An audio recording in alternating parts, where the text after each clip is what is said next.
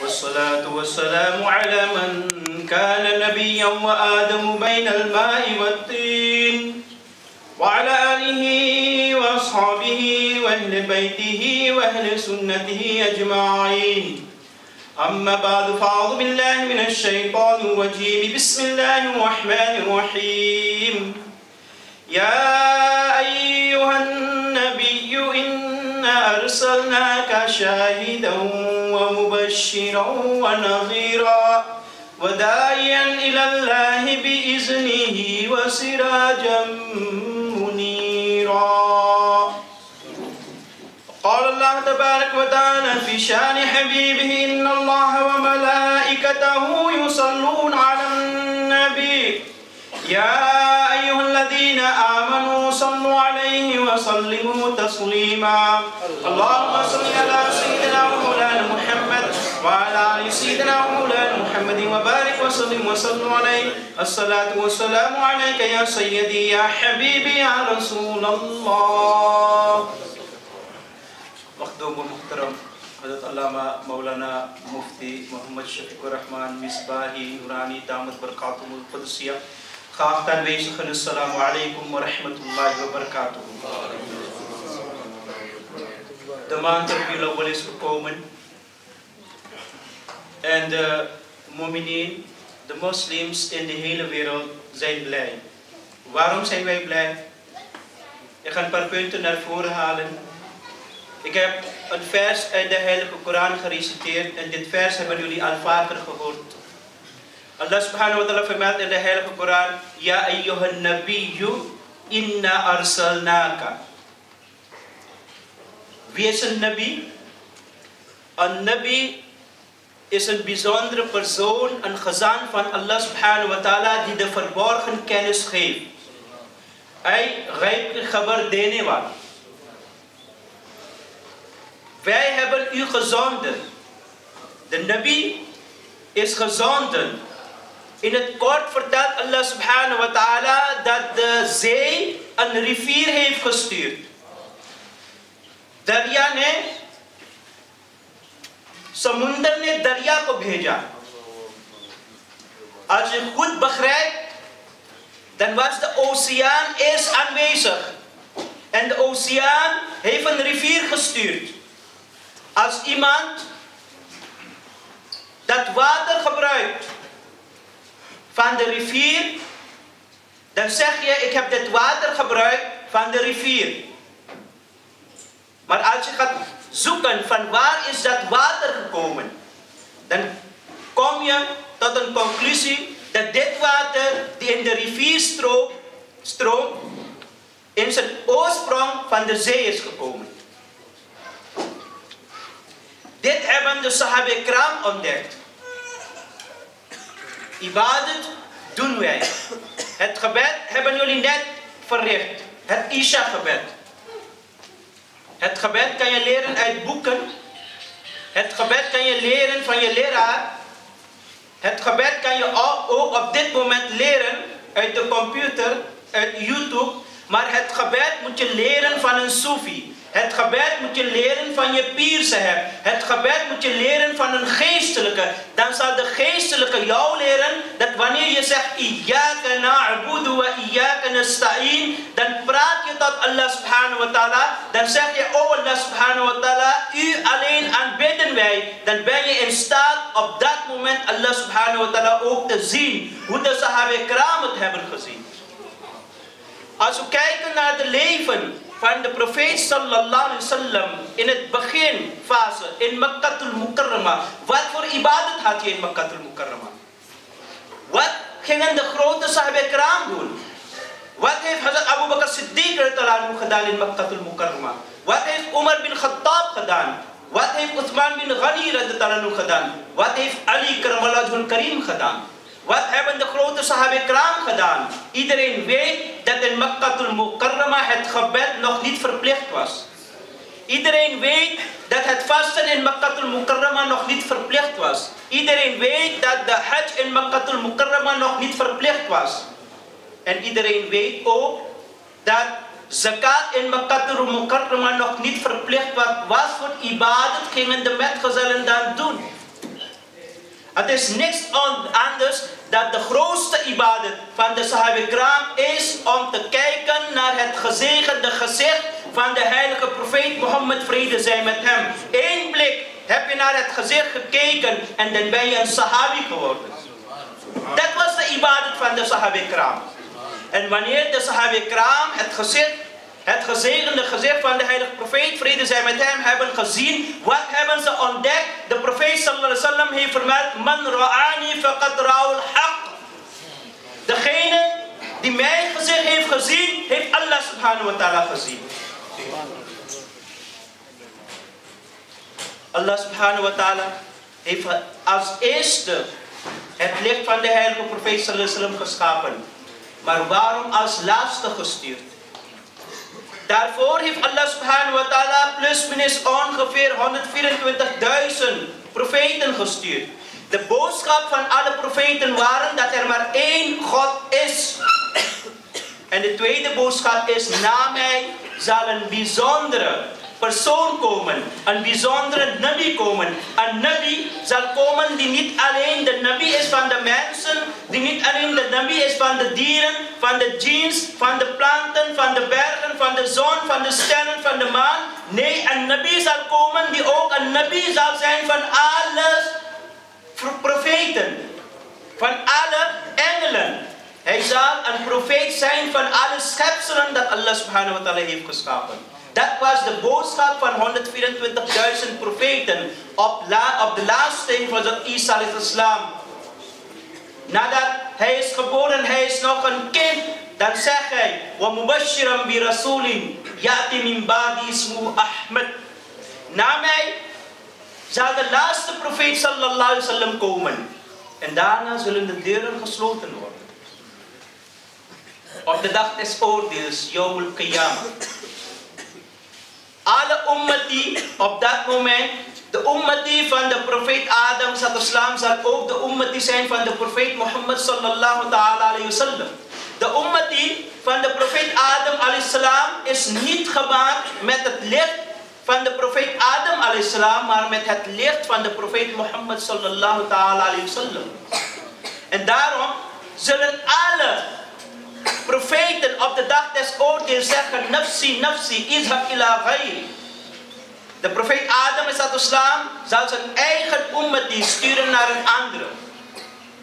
Zo zal ook de profeet Shis alayhi salam doen, de profeet Zakaria alayhi salam, de profeet Nuh alayhi salam, de profeet Idris alayhi salam, de profeet Suleiman alayhi salam, de profeet Harun alayhi salam, de profeet Musa alayhi salam. En op het laatste zal de profeet Isa alayhi salam zeggen, izhab ila Muhammadu Rasulullah sallallahu alaihi wasallam. Ga bij de heilige profeet, vrede zij met hem. Hij is in staat om voorspraak te dienen voor jou. Hij is degene die jou op dit moment, op de dag des oordeels, alleen in staat is om te helpen. En wie zal de heilige profeet, vrede zij met hem, op dat moment helpen? Degene die tijdens de komst van de heilige profeet, vrede zij met hem, vreugde gingen uiten. Degene die Eid Miladun Nabi hebben gevierd. Degene die de status van de profeet, vrede zij met hem, hebben neergehaald. Diegene zal de profeet sallallahu alaihi wasallam op de dag des oordeels niet helpen. Degene die ontkennen dat de Sahaba-ikram nooit Eid Miladun Nabi hebben gevierd. Elke dag van een Sahabi is Eid Miladun Nabi. Want Eid Miladun Nabi is in werkelijkheid kijken naar het gezicht van de heilige profeet Mohammed sallallahu alaihi wasallam. En dat hebben de metgezellen elke dag gedaan.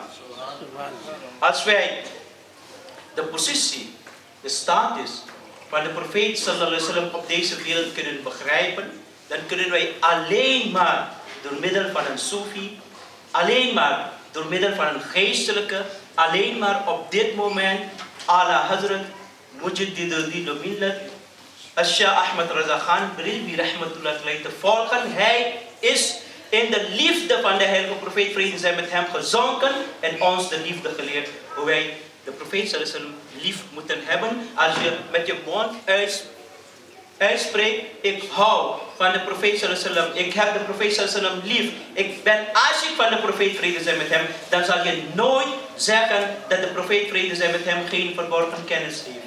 dan zal je nooit zeggen dat de profeet vrede zij met hem nauzubillah min zalik heen is gegaan. Dan zal je nooit zeggen dat de profeet vrede zij met hem net als ik een mens is. Dan zal je ook nooit zeggen dat de profeet vrede zij met hem niet meer in staat is om de stem van zijn ummati te horen en een ummati te helpen. Of een ummati op deze wereld ook het antwoord te geven waarin de ummati dus vredesgroet stuurt voor de heilige profeet Mohammed sallallahu alaihi wasallam. De status van de profeet sallallahu alaihi wasallam is heel hoog. Net als Allah subhanahu wa ta'ala, de status van Allah subhanahu wa ta'ala, die is alvast, al zal de hele menigte in de hele wereld Allah subhanahu wa ta'ala ontkennen, maar de status van Allah subhanahu wa ta'ala zal niet eens een graan van een korrel neerdalen of wij iedereen op één moment Allah subhanahu wa ta'ala dienen, dat de positie van Allah omhoog gaat. Precies zo heeft Allah subhanahu wa ta'ala de positie van de heilige profeet, vrede zij met hem, zo hoog gesteld. Wa rafa'na laka dhikrak, en wij hebben uw roem verhoogd. Als iedereen op de hele wereld Eid Miladun Nabi viert, zal de positie van de profeet sallallahu alaihi wasallam niet omhoog gaan. En als iedereen Eid Miladun Nabi ontkent, gaat het ook niet omlaag gaan. Het is dat wij Eid Miladun Nabi vieren om de positie van ons te verhogen. Dat op de dag des oordeels de heilige profeet, vrede zij met hem, ons herkent en zegt: jij bent degene die de liefde haat, de liefde heeft uitgestraald. Jij hebt mij erkend en op dit moment herken jou ik als een ummati. Kom met mij en ga met mij naar het paradijs. Mogen Allah subhanahu wa ta'ala ons allen de kracht geven dat wij de komst van de heilige profeet, vrede zij met hem, vieren en de vreugde die wij hebben ook uitstralen. Wa ma alayna illa al-balagh. Nare takbir! Nare risalat! Miladun Nabi! Zindabad. Ik hoop dat een groot deel van onze kinderen dit ook begrepen hebben. En mensen die klagen dat ze in het Nederlands willen horen, ik hoop dat zij begrijpen en vasthouden wat Masir Wardemala net verteld heeft. Ik hoop ook dat de liefde te tonen van een heilige profeet sallallahu alaihi wasallam, dat jouw gedrag en karakter verbetert en niet andere mensen pesten en uitschelden. De liefde tonen aan andere moslims is ook een deel van je iman. Shukriya. En ik wil het dus zonder uitstellen, want hier wordt de Mallah uitnodigen dat hij naar voren komt. Naar de takbir, naar de risalat, Eid Miladun Nabi Zindabad.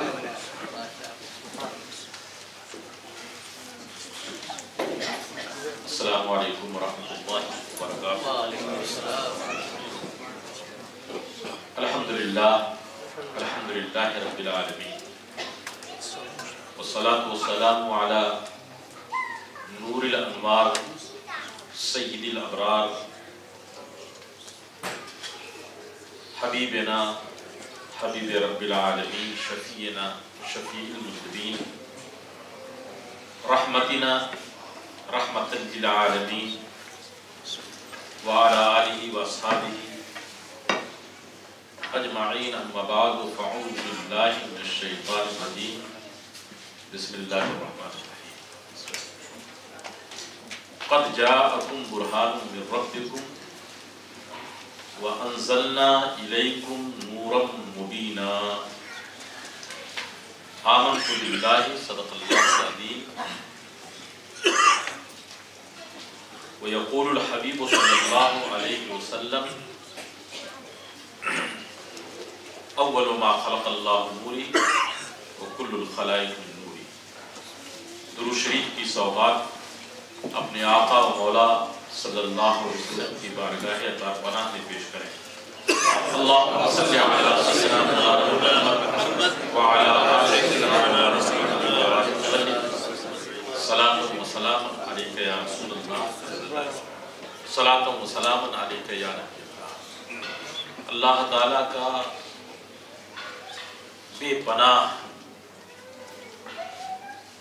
کہ ہم شکر ادا نہیں کر سکتے کہ کتنا احسان ہے کہ اس نے ہمیں اور آپ کو یہ موقع دیا، یہ چانس دیا، یہ وقت دیا کہ ہم اس کے پیارے حبیب کے ذکر کو سننے اور سنانے کے لیے محفل مولود شریف میں حاضر ہیں.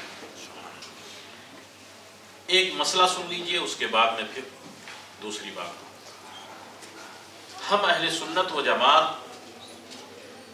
عید میلاد النبی صلی اللہ علیہ وسلم کا اہتمام کرتے ہیں.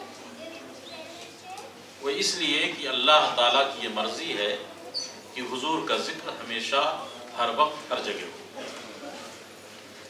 نحن نحتفل بمولد النبی صلی اللہ علیہ وسلم لأن اللہ تعالی یرید ان یکثر ذکر النبی صلی اللہ علیہ وسلم کما یقول اللہ عز وجل فی القرآن الکریم ورفعنا لک ذکرک. یہ اللہ تعالیٰ چاہتا ہے کہ اس کے حبیب کی ذکر اور اس کی بات ہو، اس کا تذکرہ ہو. اور یہ کبھی بھی کیا جا سکتا ہے، ہر وقت کیا جا سکتا ہے. یہ نہیں ہے کہ صرف ربیع الاول شریف میں، ہر وقت کیا جا سکتا ہے اور اہل سنت و جماعت ہر وقت کرتی ہے. آپ گواہ ہیں کہ سال کے 12 مہینے اور ہر ہفتہ سنداق کی مسجد طیبہ میں صرف نہیں بلکہ ہر سنی جماعت میں میلاد شریف ہوتا ہے نا. لیکن یہ انسان کی فطرت ہے کہ زمانہ زمانے کو یاد دلاتا ہے. ربیع الاول شریف کا مبارک جب مہینہ آتا ہے تو وہ یاد تازہ ہو جاتی ہے، اس لیے کثرت کے ساتھ اس کا ذکر ہوتا ہے. تو یہ تو فطرت ہے. تو ربیع الاول شریف میں محفل مبارک یہ صحابہ، تابعین، تبع تابعین، مکہ مکرمہ میں میلاد شریف کی جو محفل ربیع الاول شریف کے مبارک مہینے میں ہوتی تھی، اس کو ایک بزرگ نے کتاب کا نام نوٹ کر لیجیے، فیوض الحرمین. غیر مقلد بھی اس کو مانتے ہیں، ماننا پڑے گا کیونکہ ان کو جو کہنے والے ہیں اپنا رشتہ کسی طرح سے وہ جوڑتے ہیں. فیوض الحرمین میں حضرت شاہ ولی اللہ محدث دہلوی رحمۃ اللہ تعالی علیہ نے ذکر فرمایا کہ میرے گھر کا، خاندان کا، میرے بابا دادا، میرے والد صاحب تو یہ سب محدث ہیں جنہوں نے پوری زندگی حدیث کی خدمت کی ہے. باپ دادا سب کے سب میلاد کرتے تھے. ایک سال اتفاق یہ ہوا کہ ربیع الاول شریف کے مبارک مہینے میں 12ویں شب میں مکہ مکرمہ مسجد الحرام میں تھا، اور مسجد الحرام شریف میں محفل مولود سجی ہوئی تھی. محفل مولود سجی ہوئی تھی. علماء، مشائخ، چیف جسٹس قاضی القضات، مفتی اعظم مکہ، سارے علماء، مشائخ، سارے نمازی مسجد الحرام میں، مولد النبی میں، محبت وحی الہی میں، ارض پاک میں، ارض حرم میں، بلد الحرام میں، جہاں حضور کی ولادت ہوئی، اس نسبت سے اس مہینے میں پیارے حبیب صلی اللہ علیہ وسلم کی ولادت کے پاک جگہ کے قریب میلاد شریف کی بزم مچی ہوئی ہے، سجی ہوئی ہے. شاہ ولی اللہ کہتے ہیں کہ واللہ میں نے یہ دیکھا کہ پورے مجمع پر رحمت و نور کی بارش جیسے آسمان سے نور کی لڑی ٹپک رہی ہو. میں اپنی آنکھوں سے دیکھا کہ نور کی بارش ہو رہی ہے. کہتے ہیں میں نے غور کیا، صاحب کشف تھے، غور کیا تو معلوم یہ ہوا کہ فرشتے انوار و تجلیات کو لے کر کے حضور کے میلاد پڑھنے والوں پر برسا رہے تھے کہ اے لوگوں، تم پر میری رحمتیں ہوں کہ تم میرے محبوب کے ذکر میں بیٹھے ہوئے. اس لیے رحمت کی بارش ہو رہی تھی، نور کی بارش ہو رہی تھی، انوار و تجلیات کی بارش ہو رہی تھی. اللہ تعالیٰ قرآن پاک میں فرماتا ہے قد جاءکم برہان من ربکم، یقیناً تمہارے پاس اللہ کی دلیل، اللہ تعالیٰ کی طرف سے روشن برہان، پویس کہ اللہ ایک ہے، میرا نبی سچا ہے، وہ روشن دلیل آ گئی. وَأَنزَلْنَا إِلَيْكُمْ نُورًا مُبِينًا، اور میں نے تمہاری طرف کھلے ہوئے نور کو، نور مبین کو اتار دیا ہے. کل میں نے اور پرسوں بھی نور کی بات کی تھی. آج چند منٹ میں میں چاہوں گا کہ اس مضمون کو، سبجیکٹ کو آپ اپنے ذہن میں رکھ لیں تاکہ کوئی شبہ نہ رہے. الحمدللہ سنیوں کو کوئی شبہ نہیں ہے لیکن جو شبہ ڈالتے ہیں ان کو نور کی روشنی سے ان کے کالے دل میں اللہ کے پیارے حبیب کے نور کو ڈالنے کی کوشش کرو کہ کتنے بدبخت ہو، ہزاروں کفار و مشرکین نور مصطفیٰ سے جگمگا گئے اور تم کتنے بدبخت ہو کہ ابھی تم نور کو نہیں لے رہے ہو۔ وہ تو نور کی رم جم بارش برساتے ہیں اور جو بھی قریب آتا ہے اس کو چمکاتے ہیں۔ قرآن کہتا ہے کہ وَأَنزَلْنَا إِلَيْكُمْ نُورًا مُبِينًا، قرآن کہتا ہے کہ قَدْ جَاءَكُم مِّنَ اللَّهِ نُورٌ وَكِتَابٌ مُبِينٌ، نور کا لفظ استعمال کرتا ہے۔ اور میں نے کل نور کے بارے میں بتلایا تھا کہ ایک ایسی روشنی ہے جو خود چمکتا ہے اور دوسروں کو چمکاتا ہے۔ اور خدا کی قسم حضور کا نور زندہ کیا مردے کو مل جائے تو مردہ چمک جاتا ہے، زندہ تو چمکتا ہے، مردے پہ مل جائے تو مردہ چمک جاتا ہے۔ نعرہ تکبیر، نعرہ رسالت، عید میلاد النبی۔ حج کے موسم میں ایک نوجوان، اس کو حجت اللہ العالمین میں ہمارے محدثین نے اس کو نقل کیا ہے۔ حج کے موسم میں ایک نوجوان طواف کرتے وقت درود شریف پڑھ رہا ہے، سعی کرتے وقت درود شریف پڑھ رہا ہے، عرفات میں درود شریف پڑھ رہا ہے، مینا میں درود شریف پڑھ رہا ہے، مزدلفہ میں درود شریف پڑھ رہا ہے۔ میں اس کے قریب ہوا، فرماتے ہیں سعید ابن مطرف کہ میں اس کے قریب ہوا اور پوچھا بیٹا کیا تجھ کو مناسک حج اور ارکان حج کی دعائیں یاد نہیں ہیں؟ تو ہر جگہ درود ہی صرف درود پڑھتا ہے، طواف کیا جائے اس کی دعا ہے، سعی کی جائے اس کی دعا ہے، عرفات کی کچھ دعائیں ہیں، مینا اور مزدلفہ کی کچھ دعائیں ہیں، خاص دعائیں ہیں، لیکن بیٹا کیا تو حج کی ان دعاؤں کو نہیں یاد کیا؟ تو زار و قطار رونے لگا، کہا میرے محترم بزرگوں اب آپ نے مجھ سے پوچھ لیا ہے تو میں بتلاتا ہوں۔ میں درود شریف کیوں کثرت سے پڑھ رہا ہوں اور ساری دعائیں تو یاد ہیں مجھے، لیکن میں نے درود شریف اپنی زندگی کا وظیفہ بنا لیا ہے۔ ہوا یہ کہ میں سفر میں آ رہا تھا، میرے باپ بیمار ہو گئے، کمزوری اتنی بڑھ گئی کہ انتقال ہو گیا۔ انتقال جب ہو گیا، ان کی وفات ہو گئی، تو مرنے کے بعد میں یہ کیا دیکھتا ہوں کہ ان کا چہرہ جو ہے، خضر جو ہے، گدھے کی شکل ہو گیا۔ میں نے تیزی کے ساتھ کپڑا چہرے پہ ڈال دیا، جسم پہ ڈال دیا، لیکن شرم سے اب میں کسی کو سفر میں وزٹ میں تھا، مسافرت میں تھا، میں کسی سے نہیں کہہ سکتا تھا، کسی کو نہیں کہہ سکتا تھا کہ میرے باپ کے کفن دفن میں شریک ہو جاؤ، اس لیے کہ انسان ہونے کے بعد میں اپنے آنکھوں سے دیکھ رہا ہوں کہ میرے باپ کا چہرہ جو ہے وہ گدھے کی طرح ہو گیا اور بالکل سیاہ ہو گیا۔ میں رونے لگا، پریشان ہوا اور اتنا گھبرایا کہ مجھے کچھ سوجھ نہیں رہا تھا۔ اتنے میں نے دیکھا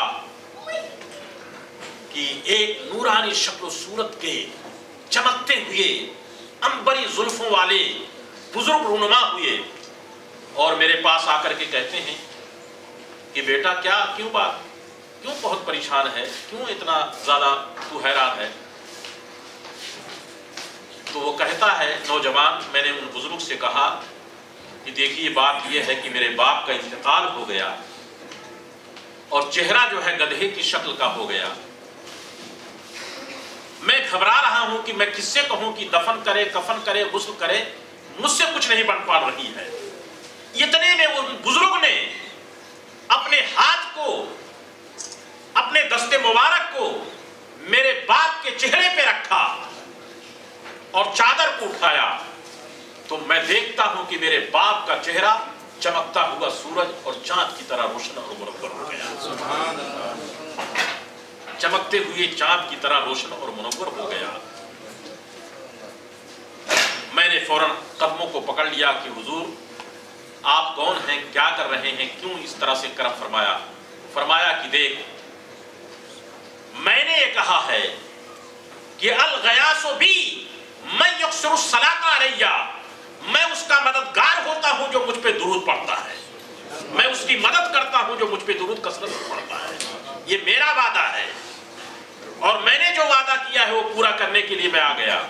یقیناً تیرے باپ سے کچھ غلطی ہو گئی تھی، कि जिसकी वजह से खालिक कायनात ने इबरत का नमूना बना दिया।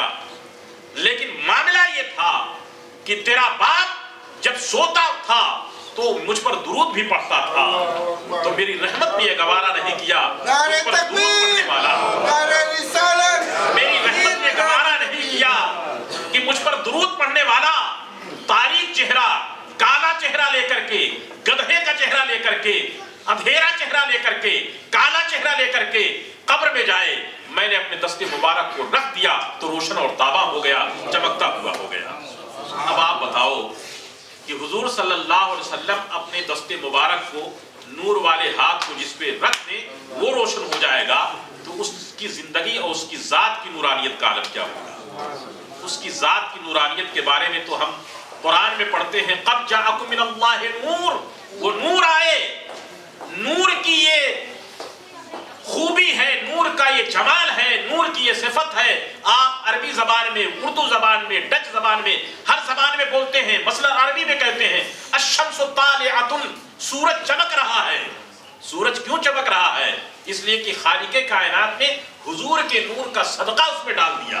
जब चांद चमकता है, सूरज चमकता है, तो चांद और सूरज को नूर देने वाले आका कितने चमकते होंगे।